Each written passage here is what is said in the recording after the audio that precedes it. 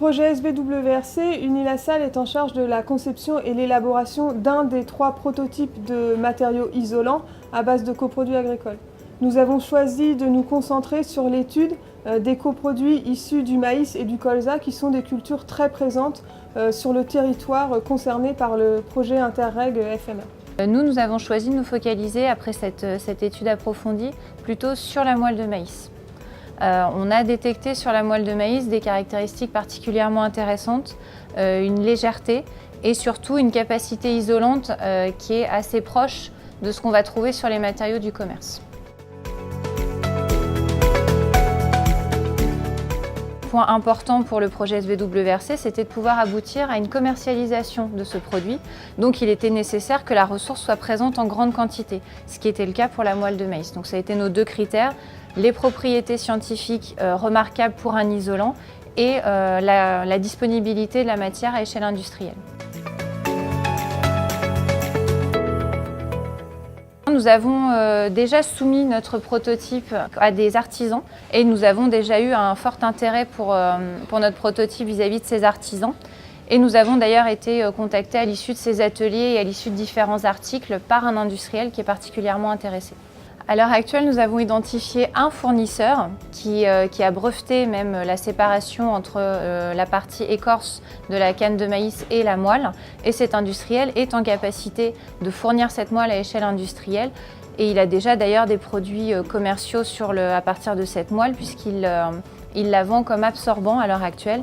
Et il cherche à diversifier ses applications pour pouvoir étendre encore son marché.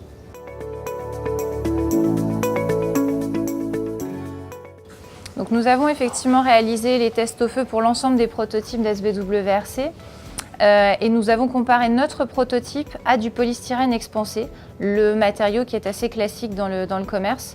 Et le polystyrène expansé lors de notre test s'est totalement consumé en 15 secondes, alors que nous avons montré que sur notre matériau, le temps total de destruction était beaucoup plus long puisqu'on arrive à 30 minutes, ce qui est un point assez remarquable pour ce genre de test.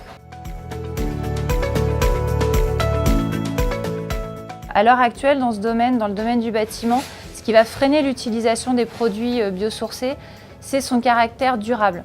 Souvent, les gens ont peur qu'un matériau issu de matières naturelles ne soit pas assez durable pour construire un bâtiment. Donc c'est le frein principal à ce genre d'utilisation. Et puis également la disponibilité de la matière, puisqu'on est sur une matière naturelle qui va dépendre de culture, qui va donc dépendre du climat. Donc là, à nouveau, ça peut être un frein au niveau de l'approvisionnement de cette matière.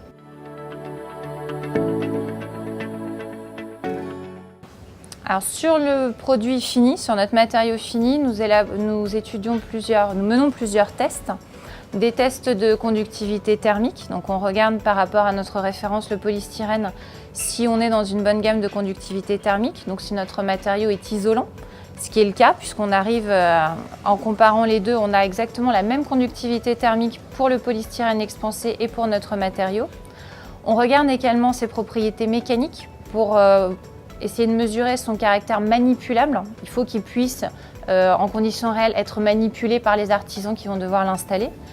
Et on regarde également sa biodégradation, puisqu'on essaye, dans une démarche d'éco-conception, d'étudier également sa fin de vie. Alors nous avons étudié sa morphologie par microscopie, ce qui nous a permis de voir une structure alvéolaire sur cette moelle, donc une grande porosité, ce qui amène des mesures de densité qui nous ont permis de voir qu'elle était très légère également. Et nous avons également, puisque nous recherchions un matériau isolant à terme dans le projet, nous avons mesuré également sa capacité isolante par mesure de conductivité thermique.